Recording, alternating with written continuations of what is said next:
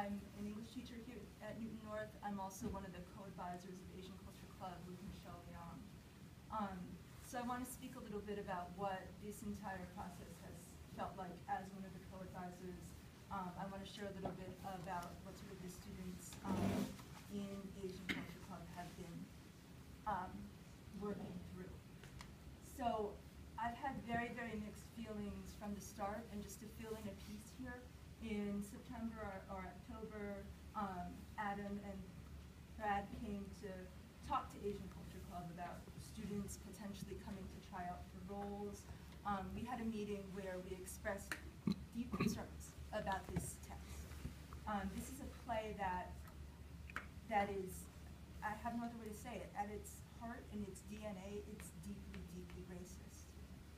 Ignorant, there's stereotypes, you have the names, Jin Ho, Hun Fu, those aren't actual Chinese names. What you have is sort of a white American's concept of what Chineseness, Asianness might be.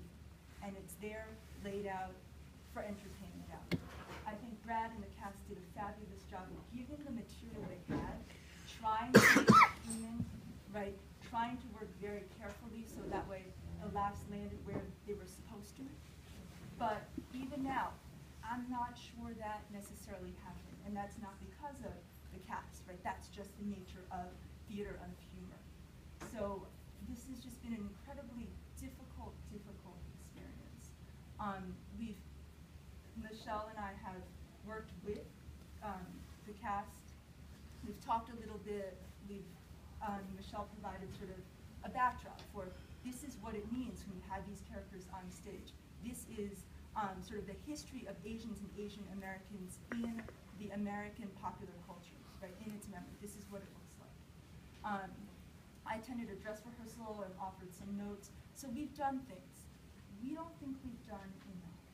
We also, and I'm going to say this, I feel that there is a piece about education that could have been offered during the play or alongside it that I think the ball got dropped. I know that we had talked about an information booth, and Adam and Brad, you had approached some of our officers potentially to set one up. I think things in Theater Inc. work much more smoothly than in Asian Culture Club. It never happened because the kids never relayed that message to us. But I also do think, and I say this with love, but had that actually been a very, very clear priority, you could have made it happen. Right? You could have made that information booth happen. And so it says something, maybe unconsciously, about the priorities, right? It also says something about how little time you'll have. It says something about the priorities that it didn't really come into play until last week. So, Joy, I feel the pain.